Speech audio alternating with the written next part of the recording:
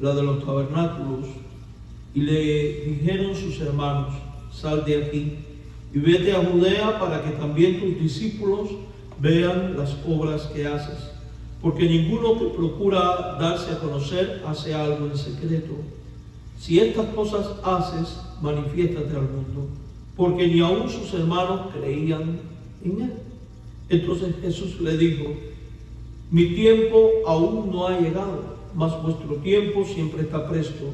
No puede el mundo aborreceros a vosotros, mas a mí me aborrece, porque yo testifico de él, de que sus obras son malas. Subid vosotros a la fiesta, yo no subo todavía a esa fiesta, porque mi tiempo aún no se ha cumplido. Y habiendo dicho esto, se quedó en Galilea. Pero después que sus hermanos habían subido, entonces él también subió a la fiesta, no abiertamente, sino como en secreto. Y le buscaban los judíos en la fiesta y decían: ¿dónde está aquel? Y había gran murmullo acerca de él entre la multitud, pues unos decían: es bueno, pero otros decían: no, sino que engaña al pueblo. Pero ninguno hablaba abiertamente de él por miedo a los judíos. Señor y Dios Padre, te damos gracias por tu palabra. Invite que ella traiga bendición a nuestra vida y te suplicamos la iluminación de tu Santo Espíritu para poder exponer su mensaje. Líbranos del error. Nos sometemos a ti, oh Dios, y prepara nuestros corazones para inquirir en tu ley y aprender de ella. Prepara el corazón de mis hermanos y que cada uno de ellos pueda discernir correctamente, a la luz de la Escritura, las verdades que estamos por enseñar en Cristo. Lo rogamos. Amén. Al leer este pasaje bíblico y compararlo con el resto de la vida misional de Cristo, descubrimos que él enfrentó abierta oposición en el desempeño de su ministerio y sin embargo siguió adelante con la firme determinación de hacer la obra de Dios. Cuando nosotros vamos al resto del Nuevo Testamento, encontramos que también la iglesia primitiva una y otra vez fue sometida a periodos de persecución y a circunstancias de oposición. De tal manera que padecer por la causa de Cristo y encontrar detractores de la fe y oposición, incredulidad con respecto a la misión por parte de algunos, ya sea al exterior de la iglesia o al interior de la iglesia o al interior de esta, es una realidad presente en todos los creyentes de todos los tiempos. Nosotros no somos la excepción. La iglesia que viene mañana, en el futuro, tampoco será la excepción. De hecho, a medida que se acerca la segunda venida de Cristo, cada vez más estaremos expuestos a oposición, estaremos expuestos a incredulidad y duda por parte de muchos con respecto a la obra que se realiza para la gloria de Dios. Los obstáculos ministeriales solo pueden ser, hermanos, solo pueden ser superados cuando desarrollamos una actitud de fidelidad y compromiso para con Cristo. Para poder superar los obstáculos ministeriales y desarrollar una actitud de fidelidad y compromiso con Cristo, el creyente ha de tener en cuenta las siguientes realidades. Primero, en la obra siempre habrá oposición. La obra de Dios siempre va a tener oponentes. Y el mayor de ellos, y principal, ¿quién es? Satanás. Él es el enemigo de la obra de Dios. El enemigo suyo, el enemigo nuestro. Otros oponentes son los no creyentes, que abiertamente y de manera gratuita, muchos de ellos, no todos, sin razones ni motivos, odian a Cristo y la iglesia de Cristo. Y hacia el final de los tiempos, el mayor oponente, bajo la mano del anticristo y de Babilonia la Grande y todo esto que nosotros sabemos, serán los gobiernos de la tierra. Y la iglesia no puede vivir indiferente a esta verdad y a esta realidad. Y la iglesia tiene que estar lista para enfrentar en todo tiempo los momentos de crisis, los momentos de oposición. No es que hay que esperar a que Cristo venga para empezar a prepararse, no, las oposiciones y los ataques van a venir continuamente. En Juan 7, del 1 al 5, podemos ver que los hermanos de Jesús resultó ser que tampoco creían en Él. Ya en el capítulo anterior, en el 6, vimos y vemos que tras Jesús hablar del pan de vida, muchos le dejaron. Muchos ya no le seguían. Y es que Cristo es alguien que causa sensación y es alguien al cual mucha gente sigue y después también mucha gente le dejan y le abandonan.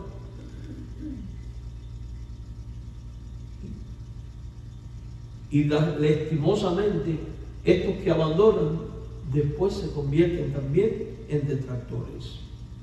Los incrédulos con respecto a Jesús y su ministerio en esta sección de la Biblia que acabamos de leer son nada más y nada menos que los familiares de Jesús mismo.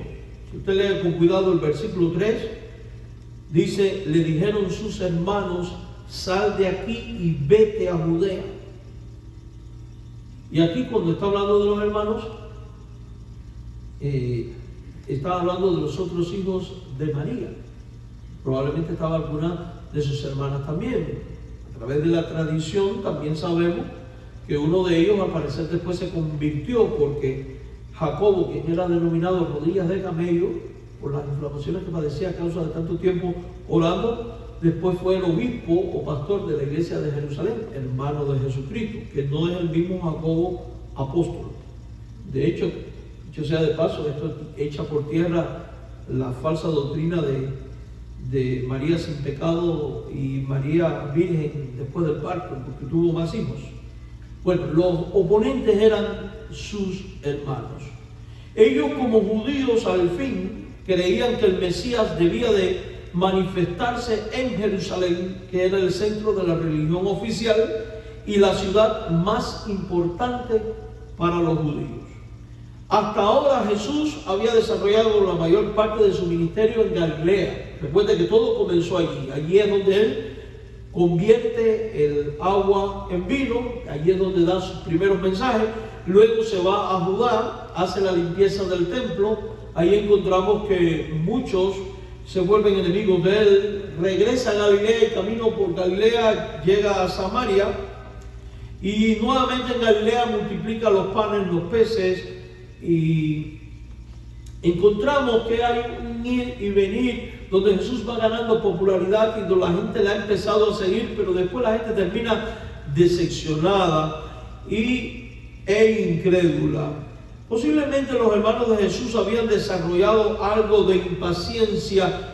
Ellos deseaban que su hermano se manifestara en el lugar central de la religión judía. Si usted lee el versículo número 3, le dijeron sus hermanos, sal de aquí, vete a Judea, para que también tus discípulos vean las obras que haces, porque ninguno que procura darse a conocer hace algo en secreto. Si estas cosas haces, manifiéstate al mundo, o sea, date a conocer como lo que eres, date a conocer como el Mesías, pero hazlo allá en Jerusalén. Antes de continuar, debemos de tener presente que para los judíos que vivían en Jerusalén o en la región de Judea, los galileos eran gente mal vista. ¿Por qué? Porque en los tiempos de los macabeos, la región de Galilea fue habitada por muchos gentiles. Y la provincia, el país en este tiempo, bajo el Imperio Romano, estaba dividido en 3 provincias o distritos fundamentales, que eran Judea, Samaria y Galilea. Y normalmente los judíos del sur tenían malas opiniones de los galileos. Tanto así que hay un momento en el cual llegan a decir, ¿ha salido algo bueno de Galilea?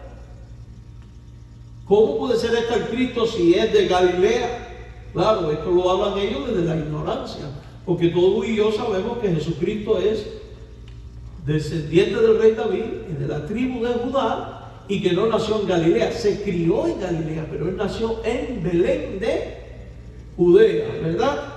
Entonces, por eso los hermanos quizás les están diciendo, váyase para allá, ¿qué tanta demora? Es hora de que tú actúes. El pedido de manifestarse al mundo era posiblemente una forma de decir que solamente cuando hiciera obras fuera de su círculo íntimo, o sea, fuera de la gente que él conoce de la región donde se crió, que era Galilea, ellos creerían en él. Esto nos enseña que en el quehacer de la obra y en el ejercicio práctico de la voluntad de Dios, puede que los más incrédulos y o dudosos con respecto a quién tú eres y a qué tú haces para Dios, sean las personas más cercanas a ti. Porque desafortunadamente los que a veces menos creen en uno y lo que Dios puede y quiere hacer a través de uno, son los más cercanos a ti. Llámese amigo, llámese familia, padre, madre, llámese hermano en la fe. Y esto es importante considerarlo, porque desafortunadamente cuando se levantan las personas cercanas a uno y te dicen, yo no creo en ti, yo no creo que Dios quiera esto contigo, o yo no pienso que Dios esté actuando de esta manera, y emiten todos esos criterios y esos juicios fácilmente si nosotros no tenemos un corazón dispuesto para con Dios, en una relación íntima con Dios y en la convicción de que Dios nos ha llamado. Estas dudas provenientes de otro pueden conducirte al abandono de la misión de Dios o del plan que tiene Dios para contigo. Claro, no pueden frustrar a Dios, pero sí pueden causar dolor o pueden causar desánimo, porque recuerde, al final el maligno lo que quiere es que usted sea un creyente inactivo. El maligno lo que quiere es que usted haga las cosas a la manera de él, como también los más cercanos a veces quieren que tú hagas las cosas a la manera de ellos, y las cosas en realidad se hacen a la manera de Dios. Por eso cuando Dios te da un llamado, un plan, un propósito, y te revela ese llamado, ese plan, ese propósito y su voluntad, cuídate de los más cercanos a ti. No estoy diciendo no les escuches, porque después vamos a hablar de esto. Pero lo cierto, y el primer principio que vemos es los incrédulos pueden ser la gente más cercanas a ti. Quizás pueda ser tu familia, un amigo, un hermano en la fe o un líder religioso cercano. Lo cierto es que la incredulidad y las dudas pueden venir de cualquier parte. Y a fin de ser fieles a la voluntad de Dios y su plan suyo de Él, con usted como individuo, es imprescindible ante aquellos que no creen o dudan de tu persona y ministerio, considerar lo siguiente. Primero, que es Dios y no los hombres en su voluntad y propósito quien asigna por llamamiento y manifestación del Espíritu a cada creyente la misión que tiene para él en la diversidad de dones ministeriales y operaciones que diseña el Espíritu Santo. El que llama es Dios. El que aparta es Dios. Y la obra se está frenando en términos generales.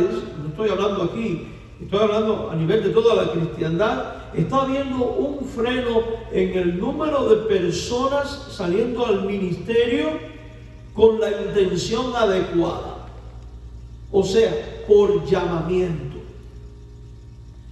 ¿Cuáles son los factores y obstáculos que están impidiendo que gente esté saliendo por llamamiento a la obra? Número 1, líderes espirituales, llámese pastor o diáconos, llenos de complejos, de inferioridad, de baja autoestima, que ante el llamado de Dios a un miembro de la congregación, lo ven como enemigo, como alguien que me viene a sustituir, a quitar la iglesia, y lo ven como un peligro. Y esos miedos, esos peligros y esos temores, esa baja autoestima, con todo mi respeto, cuando están infundados en un egoísmo personal y no en el discernimiento espiritual, porque si hay gente con malas intenciones que se levantan, para eso se requiere discernimiento. Pero cuando estamos hablando de un verdadero llamado y los líderes, lejos de lanzarlos y convertirse en su bastón para soportarlo, para que salgan adelante y caminen, más bien se levantan en contra, están entrando en un proceso que es de oposición diabólica, porque está contribuyendo al no progreso de la obra de Dios. Y eso no está bien. No está bien. Hay que tener mucho cuidado. Por eso cuando Dios llama, es deber de la iglesia escuchar la voz del Espíritu Santo para confirmar a los llamados. Dice el libro de los Hechos que estaba la iglesia reunida, ayunando y orando al Señor, y dijo el Espíritu Santo: apartadme a Saulo y a Bernabé para la obra que los he encomendado. Fíjense, Dios llamó a Saulo, llamó a Bernabé, pero le dijo a la iglesia: este es un llamado. Y cuando le dijo a la iglesia: este es un llamado, ¿qué hizo la iglesia? Los apartó, le impusieron las manos y lo enviaron. Aquí tenemos un ejemplo de una iglesia que no es rebelde a la voz de Dios, de una iglesia que escucha al Señor y toma acciones en pro de lo que el Señor ha dicho. Y por tanto es una iglesia despojada de incredulidad y duda, que no actuó como los hermanos de Jesús en desesperación, sino que actuó bajo la dirección del Espíritu Santo. Cuando nosotros vamos a la primera carta del apóstol San Pablo a los Corintios, en el capítulo 12, Corintios es una iglesia que es un perfecto desastre en lo administrativo, en algunas cosas espirituales, y Pablo está poniendo orden. Cuando va a hablar de ministerio, él dice lo siguiente, capítulo 12, 1 Corintios, versículos 3 y 6. Él dice: por tanto, os hago saber que nadie que hable por el Espíritu de Dios llama anatema a Jesús, y nadie puede llamar a Jesús Señor sino por el Espíritu Santo. Ahora bien, dice Pablo, hay diversidad de dones. O sea, no todo el mundo tiene el mismo don, pero lo que sí tiene todo el mundo en común es al Espíritu que reparte los dones. Dice, el Espíritu es el mismo. Luego en el 5 declara, hay diversidad de ministerios. Por tanto, la iglesia no se ciñe a un único ministerio, sino a una diversidad de ministerios ejecutados por la diversidad de hermanos con diversidad de dones. Y aunque hay diversidad de dones y ministerios, dice nuevamente, el Espíritu es el mismo.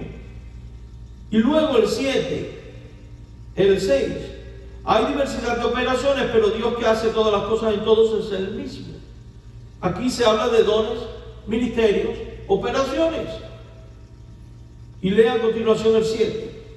A cada uno le da la manifestación del Espíritu para provecho. Esto nos tiene que hacer pensar. Dios, y no los hombres, dota de dones, dota de ministerio, llama. Es a Dios a quien hay que escuchar. Es a Dios a quien hay que obedecer, independientemente de que otros duden o no, crean o no, pues es Dios quien pedirá cuenta de lo que hacemos con lo que Él nos entrega. En la Biblia tenemos la parábola del mayordomo, donde al final le dice: da cuenta de tu mayordomía. Y es exactamente lo que Dios hace con cada creyente, y es lo que va a hacer con cada uno de nosotros. Después de habernos dado dones espirituales, nos va a decir qué hiciste con ellos. Y créame que ninguno de nosotros va a poder decir: es que el hermano tal me desanimó, es que el hermano tal no creyó en mí. Y Dios te va a decir: a quien debiste haber escuchado era a mí, a quien debiste haber obedecido es a mí. ¿Qué otro ejemplo de incredulidad en oposición a lo que se tiene que hacer vemos en la Biblia? ¿Recuerda cuando Juan y Pedro están predicando? Son puestos presos y luego son llevados ante el Sanedrín. Los grandes doctores de la ley llegan a un momento en que les dice: vayan y no prediquen más en el nombre de Jesús. Aquí tenemos gente incrédula que le está diciendo: no hagan lo que Dios les ha mandado a hacer. Ya Dios les había dicho: vayan hasta lo último de la tierra y prediquen el Evangelio. ¿Y cuál fue la respuesta de Pedro? Una respuesta que es muy parecida a la de Jesús, que no implica respuesta a favor del incrédulo. ¿Cuál fue la respuesta de Pedro? Es necesario Juzguen vosotros mismos. Y es necesario obedecer a Dios antes que a los hombres. La relación de Dios contigo es personal. El otorgamiento de los dones espirituales es personal, confirmado por la iglesia, pero es personal. Y tienes que tener cuidado porque se van a levantar voces diciéndote no lo hagas o apresúrate a hacerlo, porque también puede ser el caso. Amados hermanos míos, existimos para hacer la voluntad de Dios, no la de los hombres, independientemente de quienes estos sean. Independientemente de quienes estos sean. La opinión y criterio de otros con respecto a lo que debemos de hacer, cuándo y dónde, solo deben de ser tenidos en cuenta cuando estos están alineados con la voluntad y propósito de Dios aquí manifestada o revelada. ¿A qué me refiero? A que si Dios me ha dicho a mí, te quiero que vayas y hagas este ministerio y que lo hagas de esta manera y de esta manera. Usted ha orado, usted ha discernido la voluntad de Dios, usted ha meditado, usted ha reflexionado, ha llegado al convencimiento que es de Dios. Pero inmediatamente cuando usted comparte o hace saber, se acerca a alguien diciendo, eso no funciona, eso no va a trabajar, esto no es así. ¿Y sabes qué? Mira, olvídate de eso, tú no tienes capacidad para eso, o el recurso que sea. Es momento de, gracias por su criterio, pero usted mirar al cielo e ir y hacer lo que Dios le ha pedido que haga. Uno tiene que aprender a cerrar los oídos que te hablan en contra de lo que ya Dios te ha mostrado para hacer. Pero si yo encuentro un hermano que me dice, fantástico, ¿sabes qué? Considera esto otro, que va a enriquecer. Ese está siendo instrumento de Dios. Que va a enriquecer no monetariamente, sino en ministerio, que va a aportar, que va a contribuir a su establecimiento, engrandecimiento, expansión, alcance, etc. Entonces ese consejo hay que escucharlo. En otras palabras, estoy hablando de qué? De que uno tiene que aprender a discernir las voces que escucha y los criterios que asimila. Porque si Jesús hubiera guiado por sus hermanos, vete para Jerusalén ahora mismo, lo hubiera ido, llegado a Jerusalén, lo hubieran agarrado, lo hubieran matado y no hubiera habido expiación ni por tu pecado ni por mi pecado. Esa es una clase de consejo que no es sabio. Es una clase de criterio que hay que aprender a cerrar los oídos, como va a hacer Jesús. Como cuando Él dice, voy a Jerusalén y el Hijo del Hombre será entregado. Mire, una escena completamente contraria. Ahora sí voy para allá, para que me maten. Y tenemos a Pedro en oposición. Bien intencionado, porque no estamos hablando de que todo el que viene con una palabra de desánimo, de incredulidad, a veces es un malintencionado, a veces no. A veces la intención es buena y piensa que están haciendo bien, pero no se ha discernido las cosas. Porque aquí tenemos a Jesús diciendo, voy a Jerusalén, me van a entregar, voy a padecer. Y entonces Pedro le dice, maestro, no vayas para que no te acontezca. No era el momento de decir no vaya, era el momento de decir vete. ¿Se da cuenta? Y es cuando Jesús le dice, quítate delante de mí, Satanás, eres piedra de tropiezo. Uno tiene que aprender, saber a quién escucha. Mis amados hermanos en el Señor,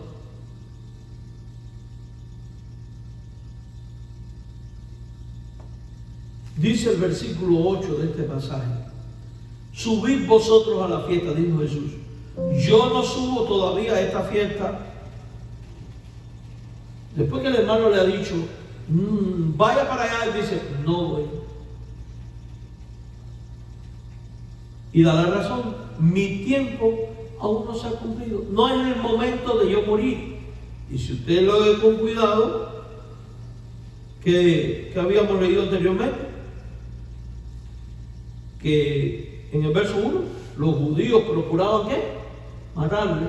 pero no era el tiempo de la cruz, no era el tiempo de la muerte. Entonces Jesús toma decisiones basadas en el consejo alineado con la voluntad de Dios y desecha los consejos y opiniones que están fuera de la voluntad de Dios y que no contribuyen a que Él viva bajo los efectos de la voluntad de Dios o la ejecución de la voluntad de Dios. Por tanto, hace bien el cristiano en no dejarse condicionar en lo tocante a la ejecución del propósito o voluntad de Dios para con él, por muy cercano que esté de la persona que le está condicionando. Por eso, ante la exigencia de manifestarse, la exigencia hecha por sus hermanos, Jesús simplemente les lleva a la contraria. No por ser polémico, porque la polémica no viene de Dios, ni por ser contencioso, porque la contención no viene de Dios, sino porque ceder al pedido y opinión incrédula y dudosa de sus hermanos era ir en contra de la voluntad de Dios y era empoderar a sus hermanos que estaban en una equivocación. Mire el verso 6. Mi tiempo no ha llegado. Hablando de la cruz. Y como mi tiempo no ha llegado y allá me quieren matar, pues yo allá, al menos por ahora o todavía, no voy. Y no es que no iba a ir, porque Jesús iba a ir. Lo que iba a ir no cuando la gente quisiera, sino cuando el tiempo de Dios hubiese llegado. Entonces definitivamente uno tiene que ser sabio. Y la sabiduría sabemos que viene de Dios. Y solo es posible tener discernimiento, convicción de lo que Dios quiere, tener discernimiento y sabiduría para todas estas acciones cuando se ora continuamente, cuando se medita en la Escritura, cuando se tiene una relación íntima con Dios. El problema nuestro es que muchas veces tomamos decisiones y después queremos que Dios añada la bendición. En vez de discernir la voluntad de Dios, examinarla, definirla, para luego tomar acción en el momento de Dios. Cuando hacemos las cosas de esta manera, sujetados a Cristo, cabeza de la iglesia, a Dios, Padre tuyo y mío, usted no va a tener que pedir bendición ninguna. ¿Sabe por qué? Porque la bendición es parte de la voluntad de Dios. Va a venir.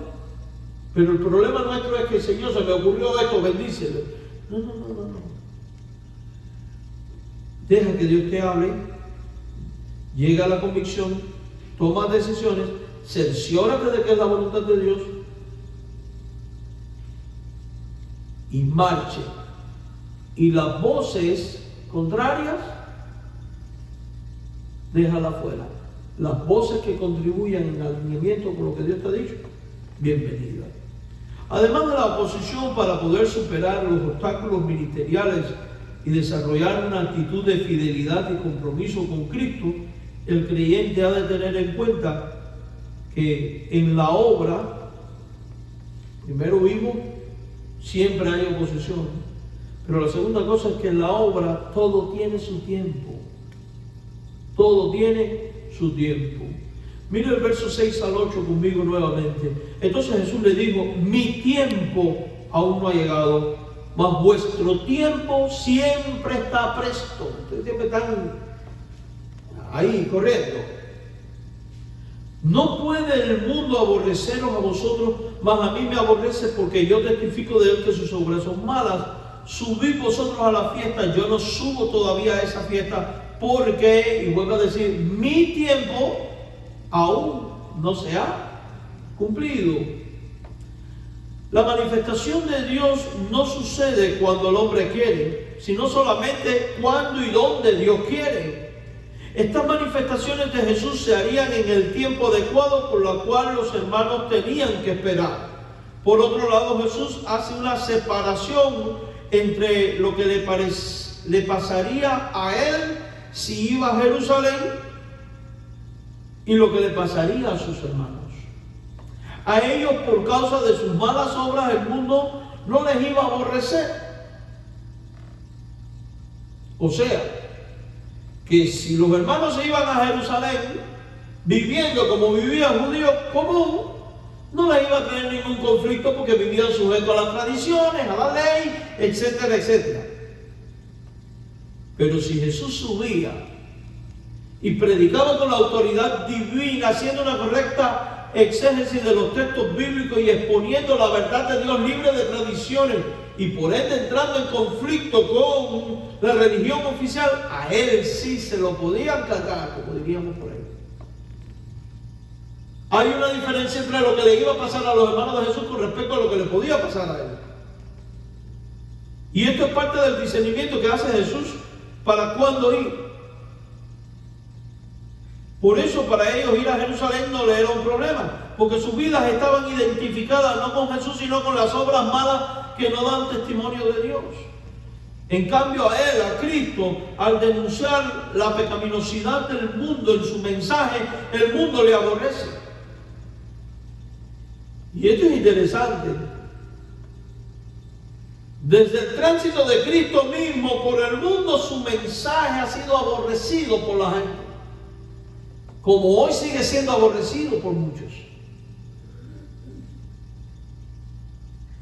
Usted empieza a hablar del Corán en cualquier lugar y nadie se ofende. Hable de Cristo. Empieza a hablar de Buda o de brujería o del chamán o de lo que sea. Nadie se ofende. Hable de Cristo. Ahí saltan todos los ofendidos y susceptibles.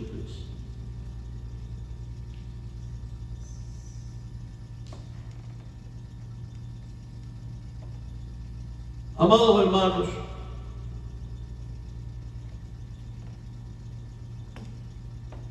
tenemos que estar conscientes.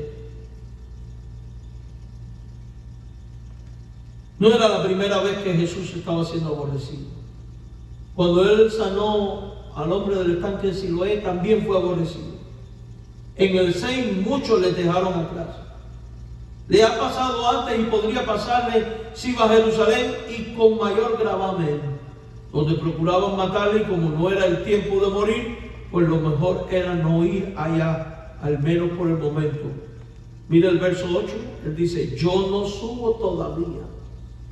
No ha llegado el momento de subir. La Biblia enseña, aplicando todo esto, que todas las cosas bajo el cielo tienen su tiempo.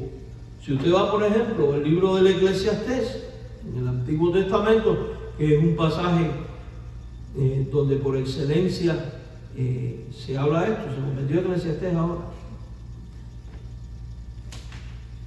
Eclesiastés está después de Éxodo, ¿verdad? No. Eclesiastés, vaya conmigo al libro del Eclesiastés, ustedes lo tienen en la pantalla, 3.1, yo no lo tengo en tablet aquí porque yo soy de la vieja guardia. Dice, todo tiene su tiempo y todo lo que se quiere debajo del cielo tiene su hora. ¿Quién creó el tiempo? Dios. ¿Quién es el dueño del tiempo? Dios.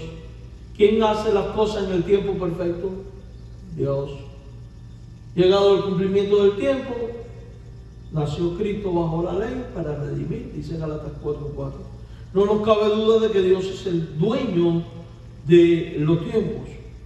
Y si Dios es el dueño de los tiempos y hace cada cosa en su tiempo, entonces lo ideal es hacer las cosas en el tiempo de Dios. Jesús conoce esto y por eso actúa en el tiempo de Dios. Tú y yo debemos estar conscientes de esto y a la hora de tomar decisiones, decidir actuar no a nuestro propio ritmo ni cuando yo quiero, sino al ritmo de Dios en el tiempo de Dios.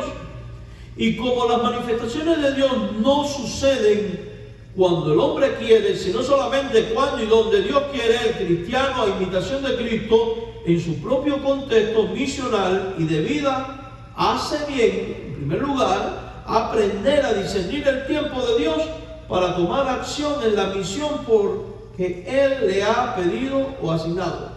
A fin de ser efectivo en esto, el creyente debe de estar consciente de que para todo lo que se quiere hay un tiempo. Eclesiastés 8:6.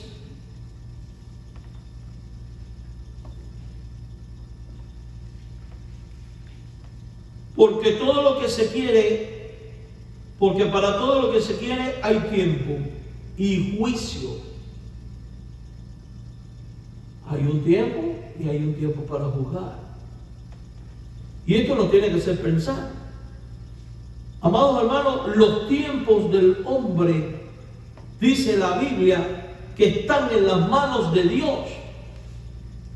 Si usted va al Salmo 31, al versículo número 15, dice de esta manera el texto bíblico: en tus manos están mis tiempos, líbrame de las manos de mis enemigos.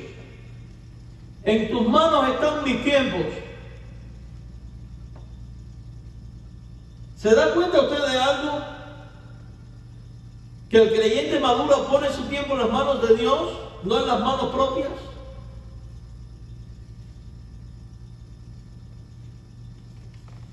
Por tanto, debemos de llevar al convencimiento en la vida espiritual de hacer las cosas en el momento que Dios quiere. Es sabio quien se mueve y hace las cosas en el tiempo de Dios y no el tiempo que se quiere o que otros quieren.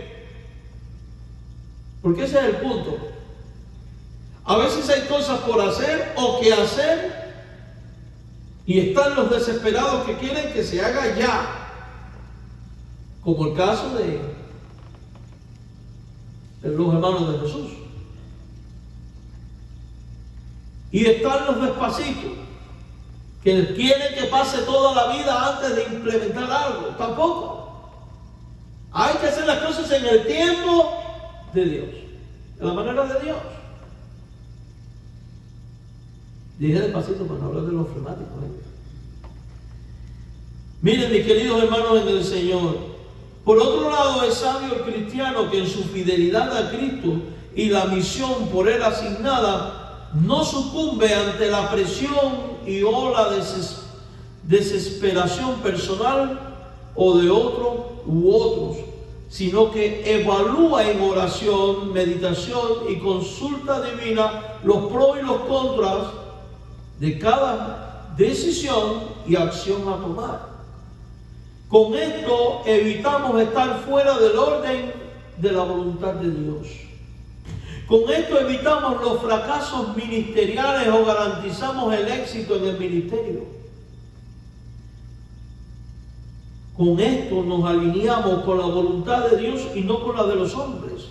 Algo que el creyente no puede perder de vista es el hecho de que no existimos para alinearnos con el mundo y su estilo de vida, ni su capricho, ni su deseo, sino con la voluntad de Dios. No existimos para alinearnos con el deseo y capricho de esa persona cercana que quiere que tú hagas las cosas como ella quiere que se hagan. Existimos para hacer las cosas alineadas con lo que Dios quiere. Y si lo que Dios quiere conmigo es que haga esto, esto y esto, y tú no lo entiendes, tú no lo asimilas, tú no te unes a, lo siento por ti, y sigue tu camino que yo voy a seguir el mío. Porque no podemos permitirnos que obstáculos nos desvíen por la incredulidad y la duda de otros de hacer lo que Dios quiere que hagamos.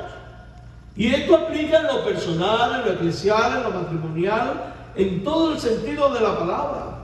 Hermano, cuando Dios te ha dado convicción de que quiere algo de ti y para ti, vaya adelante. Y en la evaluación, lo que contribuye a enriquecer esto, tómalo. Lo que es obstáculo, deséchalo, porque se convierte en un lastre que te arrastra y que no te deja avanzar. Y no le deja al diablo el gusto de dejar que ese lastre te hunda. No, de los lastres hay que aprender a deshacerse. Lo tercero y último a tener en cuenta para poder superar los obstáculos ministeriales y desarrollar una actitud de fidelidad y compromiso con Cristo, el creyente ha de tener en cuenta en la obra, es que en la obra es imprescindible el valor. Hay que ser valiente para atreverse a hacer lo que Dios quiere que hagamos. Hay que ser valiente para atreverse a enfrentar oposición, duda, criterio. Y no se puede tener miedo. Pedro y Juan tuvieron que ser valientes para enfrentarse al Sanedrín y decir: ¿es justo obedecer a los hombres antes que a Dios? Jesús tuvo que ser valiente para ir a la cruz. Esteban tuvo que ser valiente para enfrentar a sus detractores y aún pagar con su propia vida. Los apóstoles tuvieron que ser valientes. A lo largo de la historia, todo creyente fiel a Jesucristo, ha tenido que ser valiente para enfrentar la misión que tiene por delante. En el versículo número 9, volvemos a Juan 7, y habiendo dicho esto, se quedó en Galilea. Pero después que sus hermanos habían subido, entonces él también subió a la fiesta. O sea, no es cuando la gente quiere, sino cuando Dios quiere. Y le buscaban los judíos en la fiesta y decían: ¿dónde está aquel? Y había gran murmullo acerca de él entre la multitud, pues unos decían: es bueno, pero otros decían: no, sino que engaña al pueblo. ¿Se da cuenta usted de algo aquí? Que hagas lo que hagas, tú nunca quedas bien con todo el mundo. Iglesia, hagamos lo que hagamos para la gloria de Dios como ministerio, nunca vamos a quedar bien con todo el mundo. Por tanto, no podemos guiarnos por lo que los otros piensan o creen u opinan, sino por lo que Dios quiere, desea. Y si hacemos las cosas a la manera de Dios, bajo la voluntad de Dios, aunque otros vengan con acciones que irrumpen en contra de nosotros, ya sea por descrédito, persecución o lo que sea, aún así hay que aprender a sacudir el polvo y seguir adelante. Jesús no desea manifestarse abiertamente desde el inicio de la fiesta, y de allí que no va con sus hermanos, pero él, como buen judío, valora y tiene que ir a la fiesta. Y su decisión era hacerlo en secreto, como dice el verso 10.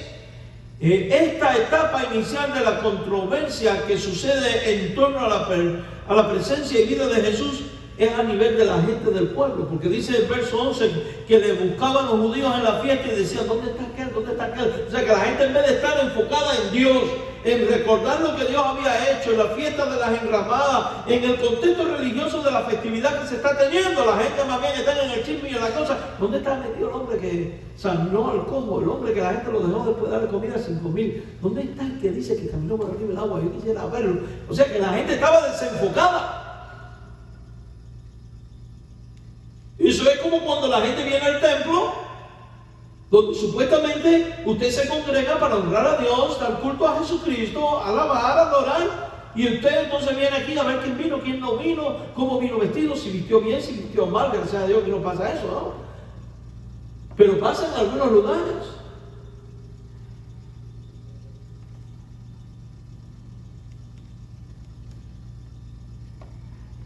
Es lo mismo. Vemos un desenfoque en todos los días. ¿Quién lo está causando? Jesús. Los conceptos acerca de Jesús son variados.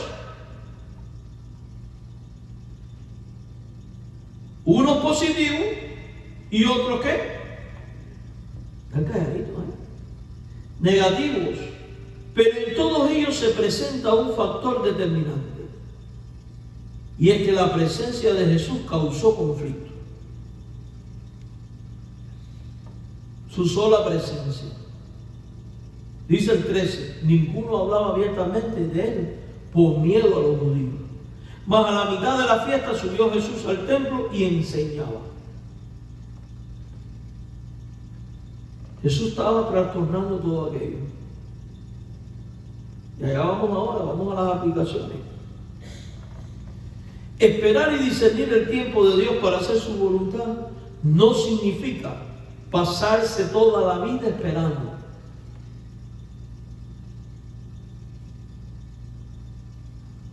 Es hacer las cosas cuando hay que hacerlas. En el momento de actuar, hay que actuar y hacer lo que corresponde hacer, independientemente de las perspectivas y opiniones de los otros. Porque, amados hermanos, en nuestro tiempo, cuando tú y yo vayamos y hagamos lo que nos toca hacer para la gloria de Dios y por mandato divino, también te vas a encontrar gente que te va a aplaudir alabándote. Y también, iglesia, te vas a encontrar personas que te van a criticar y te van a atacar incluso. Y de nosotros no tener un corazón para con Dios, una mente centrada en Cristo y un entendimiento adecuado de para quién hacemos las cosas, cuando venga el momento de la crítica te vas a desanimar, vas a dejar el trabajo a medio, te vas a echar atrás, puede que te canses. El diablo, que no es tonto ni perezoso, va a venir diciéndote: ¿dónde está tu Dios? Tú ves que no te responde nada, Él no existe, deja a Dios. Y puede terminar incluso en actos de apostasía, en desánimo, en enfriamiento espiritual. Así trabajan las cosas, mis queridos hermanos. Llegado el momento, el creyente ha de hacer lo que le toca hacer. En primer lugar, hacer todas las cosas para la gloria de Dios. Porque ahora quiero que brevemente enfoquemos nuestra atención en esto.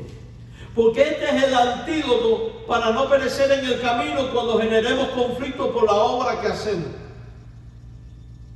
Este es el antídoto. Primero, hacer las cosas para la gloria de Dios.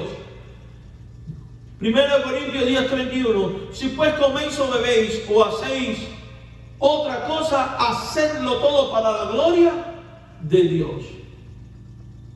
Porque cuando usted está centrado en que Dios sea honrado y glorificado a través de lo que Él le pidió que usted hiciera para Él, y usted tiene convicción de esto, créame que te va a resbalar cuando venga aquel juzgando o criticando o peleándote o tratando de que tú progreses, etcétera, etcétera. Segundo, cuando ponga manos a la obra, hágalo sirviendo de buena voluntad, sin esperar nada a cambio, ya sea que te alaben o no, te reconozcan o no. Efesios capítulo 6, en el versículo número 7, dice el apóstol Pablo, enseña a los creyentes lo siguiente: sirviendo de buena voluntad como al Señor y no a los hombres. Lo que vayas a hacer dentro de la obra, hazlo de buena voluntad, como si se lo estuvieras haciendo a Cristo mismo. Voy a preparar mi clase de escuela dominical. Bueno, voy a tener a Cristo sentado ahí. Esta clase es para mi Cristo. Ahí usted le va a poner corazón, le va a poner empeño, responsabilidad. Voy a preparar la música, mi Cristo va a estar allí. Voy a limpiar el templo porque mi Cristo va a pasar por allí. Voy a manejar la van porque mi Cristo va conmigo a todas partes. Porque veo a Cristo en cada hermano, en cada prójimo. Y la Biblia habla de servir de buena voluntad, no de mala gana. Si vas a servir de mala gana, mira, mejor no hagas nada.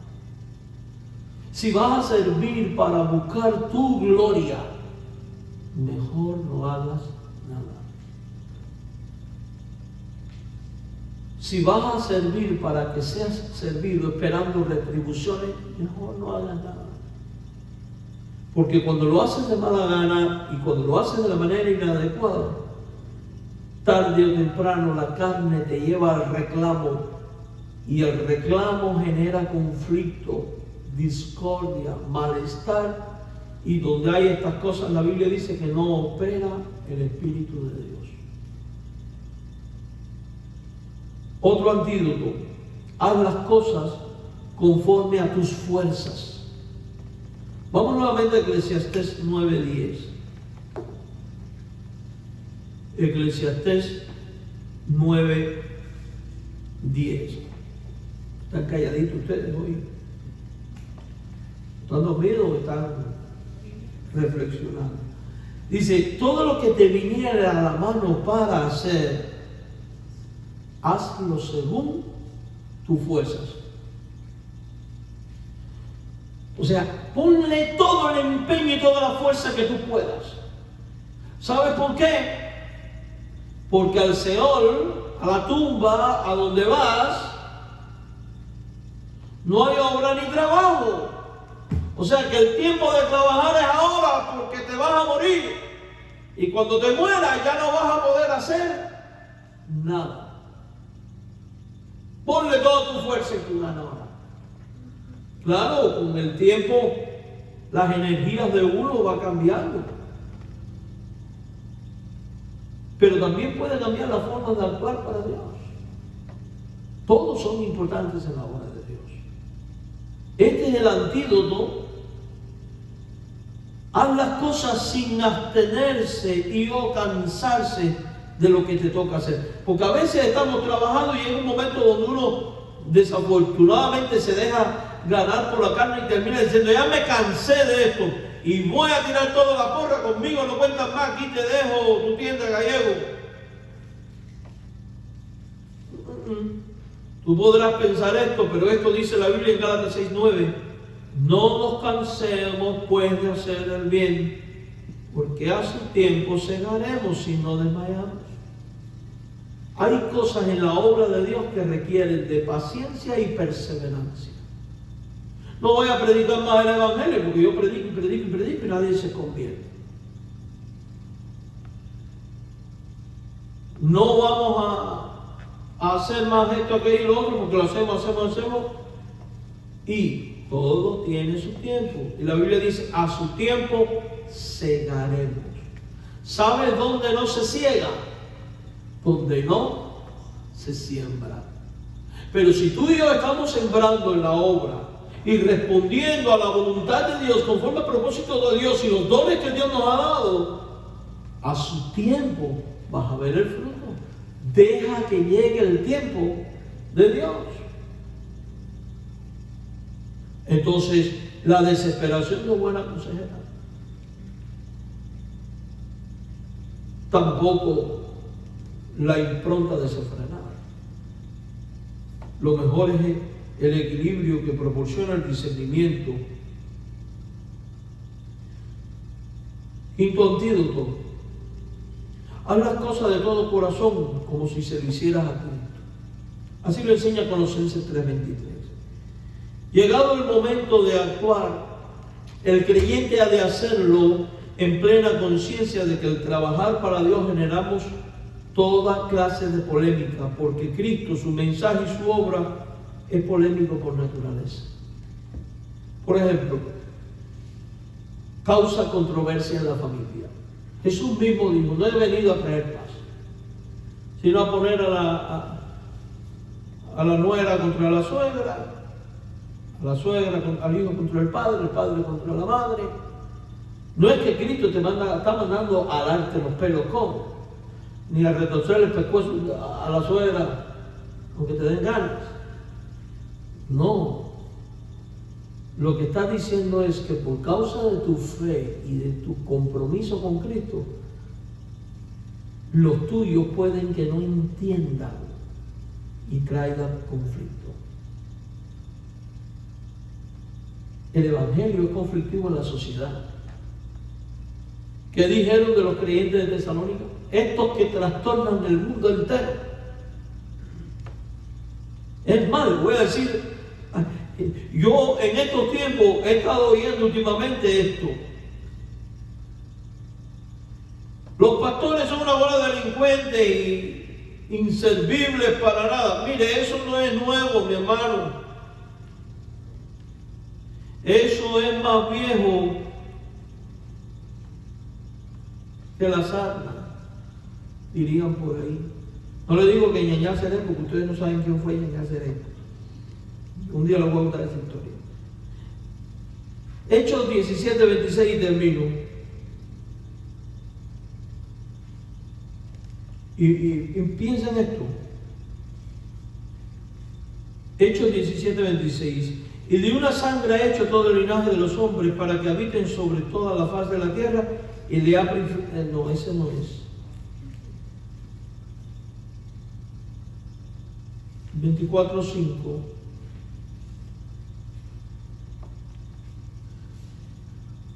Aquí está, es este. Dice, hemos hallado, esta es la defensa de Pablo ante Félix. Dice, hemos hallado que este hombre, mire lo que dice, es una plaga. ¿Ahí? Este hombre es una plaga y promotor de sediciones entre los judíos. Mire que están acusando a Pablito. Lo estaban viendo como una plaga. Oiga, qué bonito sería que el condado de Broward dijera: la iglesia bautista Verdad y Vida es una plaga, porque estamos trastornando la ciudad con el evangelio. Qué bueno sería que fuéramos vistos como una plaga. Pero ¿por qué en este tiempo estaban siendo vistos como una plaga? Bueno, porque los idólatras estaban quemando sus ídolos y se acabó el comercio de la idolatría. Porque los hechiceros estaban dejando la hechicería, los homosexuales estaban dejando el homosexualismo, los ladrones ya no robaban. Y el mundo ve como una plaga todo lo que es de buen orden. Lo mismo que le pasó a Jesús. Unos hablaban bien y otros hablaban mal. Por tanto, iglesia, no nos podemos guiar por los criterios que tengan la gente de nosotros. Eso no significa que no tengamos buen testimonio. Hay que tener buen testimonio. La Biblia dice que somos bienaventurados cuando hablan de nosotros mintiendo. Pero asegúrate de que hablen de ti mintiendo, porque tú has estado haciendo las cosas bien. Eso es imprescindible. Entonces, a modo de conclusión, en la obra, la oposición, los tiempos y el valor son las cosas que el creyente debe tener en cuenta. ¿Por qué valor? ¿Por qué hace falta ser valiente? Porque hacía falta ser valiente para decirle al hermano: yo no voy ahora. Hacía falta ser valiente para atreverse a ir después. ¿Y cómo se obtiene el valor? Amando a Dios, amando lo que hacemos.